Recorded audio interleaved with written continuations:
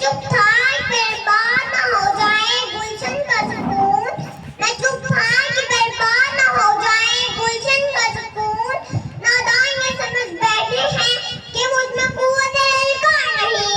जनाब सदर और मेरे अजीज साथियों, अस्सलामु अलैकुम। आज मुझे जिस मौजू पर लफ्ज़ का मौका मिला है वो है हमारी पाक फौज के जवान।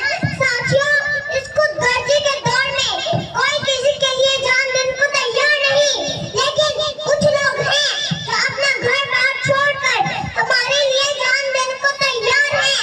वो है हमारी पाक फौज के जवान। जब भी पाक फौज का नाम आता है उनका नाम इज्जत से लिया जाता है।